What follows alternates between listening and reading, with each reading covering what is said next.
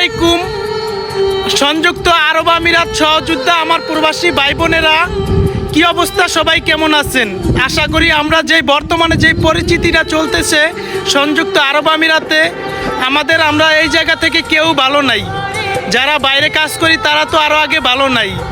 আমরা আমাদের বাংলাদেশের সরকার ডাক্তার মোহাম্মদ ইউনূস স্যারকে আরও একটা অনুরোধ করতে চাই শেষবারের মতো, যে স্যার, আপনি যে হাই প্রফেশনাল বিষয়গুলো যে বাংলাদেশের সাথে আর সংযুক্ত আরব আমিরাতের সাথে কানেক্ট করে দিয়েছেন, এই হাই প্রফেশনাল বিষয় দিয়ে কি আমরা যে গরিব সন্তানগুলো আছি, হতদরিদ্র ছেলে মেয়েগুলো আছে, তারা কি আসতে পারবে?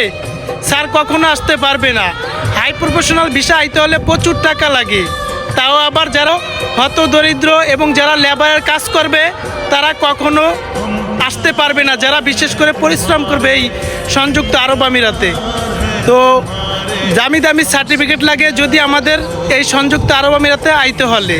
তো আপনাকে আমরা বিশেষ করে অনুরোধ করতেছি যে স্যার, আপনার আমাদের কথাগুলো একটু মনোযোগ দিয়ে শুনবেন।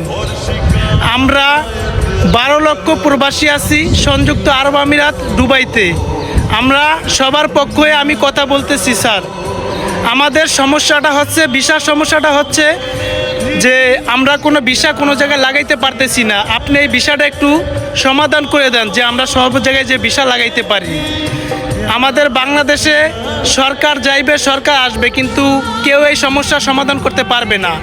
আপনাকে বিশ্বের যেই সম্মানটা দেয়, যে কোনো রাষ্ট্রে গেলে যে একটা সম্মান পান, আমি মনে করি আপনি যদি একটু রিকোয়েস্ট করেন তাহলে আমাদের সংযুক্ত আরব আমিরাত দুবাইয়ের ভিসাটা অবশ্যই খুলে দেওয়া হবে।